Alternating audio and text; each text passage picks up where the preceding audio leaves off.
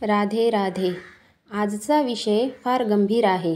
झोपताना केल्या जाणाऱ्या 5 मोठ्या चुका ज्या आयुष्य उद्ध्वस्त करू शकतात.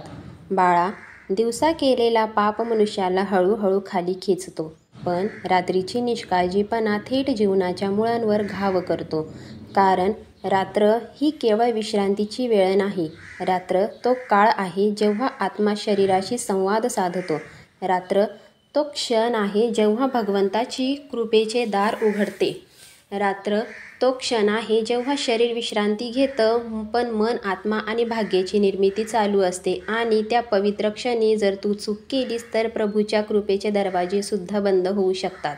म्हणून आता लक्ष देऊन ऐक. झोपताना करू नयेत अशा 5 मोठ्या चुका. पहिली चूक, प्रभूचे नाव न घेता झोपणे. बाळा, दिवसभर व्यस्त राहा.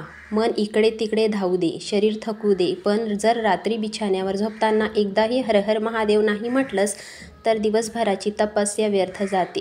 जेव्हा सारी दुनिया झोपायला जात असते तेव्हा जो भक्त प्रभूला आठवतो त्याच्या स्वप्नात सुद्धा ईश्वर येतात. जो प्रभूचे स्मरण न करता झोपतो तो अपूर्ण राहतो.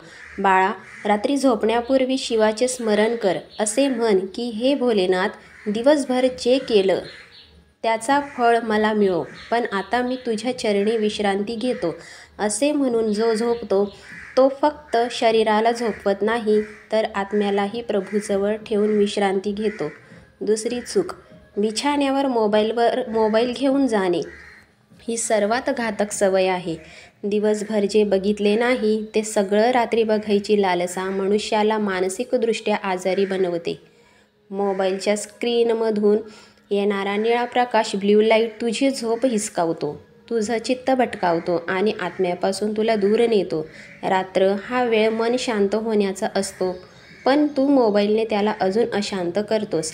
बाळा, झोपण्याच्या 30 मिनिटं आधी मोबाईल दूर ठेव. स्वतःला सांग, आता हा वेळ माझा आणि प्रभूचा आहे. नाहीतर मोबाईल तुझा वेळ खाईल, तुझं ध्यान खाईल आणि हळूहळू तुझं जीवनही खाईल. तिसरी चूक, दिवसभराच्या तक्रारी घेऊन झोपणे. खूप लोक बिछाण्यावर पडून विचार करतात, आजचा दिवस वाईट गेला, त्याने मला वाईट बोललं, मला दुःख दिलं, माझ्याशी अन्याय झाला. बाळा, जेव्हा तू तक्रारी घेऊन झोपतोस तेव्हा त्या तक्रारी तुझ्या मनात बीज बनतात आणि दुसऱ्या दिवशी तीच नकारात्मक ऊर्जा तुझ्या दिवसाची सुरुवात करते. म्हणून झोपताना मन शांत कर, सगळ्यांना माफ कर असे सांग. प्रभू, जे झालं ते मी स्वीकारतो, जे झालं नाही ते मी तुझ्या भरोश्यावर सोडतो. मग बघ, रात्र तुला शक्ती देईल, स्वप्न तुला उपाय देतील. चौथी चूक, पाणी न पिता झोपणे. हे लहानचं वाटतं, पण शरीरासाठी खूप महत्त्वाचं आहे. झोपण्याआधी 1 छोटा ग्लास कोमट पाणी प्या.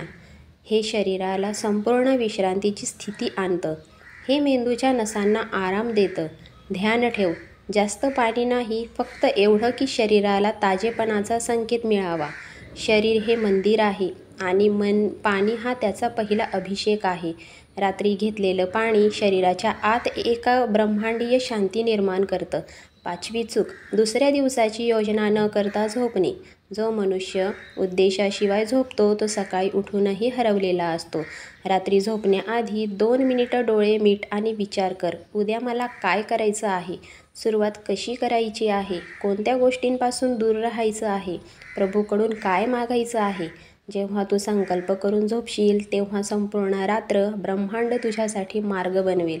योजना न करता झोपणारा माणूस म्हणजे दिशा नसलेल्या नावेत बसलेला प्रवासी, आणि दिशा नसलेलं जीवन हे फक्त भटकती बनतं. आता भक्ताची झोप कशी असावी?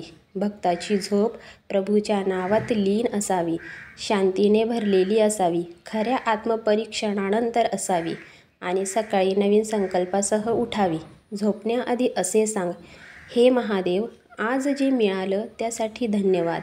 जे मिळालं नाही ते उद्या तुझ्या कृपेने मिळेल. आता तू मला, माझ्या आत्म्याला, माझ्या शरीराला, माझ्या उद्याला सांभाळ. मग बघ बाळा, रात्र तुझी औषध बनेल, झोप तुझं साधन बनेल आणि सकाळ तुझी नवी सुरुवात बनेल. आता संकल्प कर.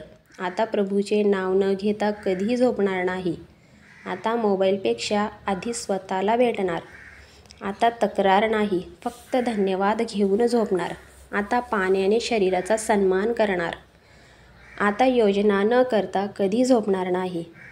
आणि जेव्हा या 5 गोष्टी तुझ्या सवयी बनतील तेव्हा तुझं जीवन बदलून जाईल. मित्रांनो, आयुष्य बदलायचं असेल तर त्याची सुरुवात रात्रीपासून करा. झोप ही फक्त शरीरासाठी नाही तर आत्म्यासाठीही औषध आहे. जर आपण प्रभूच्या नावाने शांत मनाने, कृतज्ञतेने आणि संकल्पाने झोपलो तर प्रभू स्वतः आपल्या स्वप्नातून आपल्याला दिशा दाखवतात.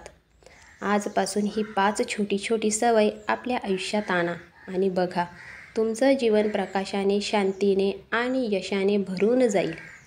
लक्षात ठेवा, रात्र जी वाया जाते तीच उद्याचा दिवस नष्ट करते. पण रात्र जर योग्य घालवली तर उद्याचं जीवन सुवर्णमयी होतं. कथा आवडली असेल तर व्हिडिओला लाईक करा, चॅनलला सबस्क्राईब करा. धन्यवाद.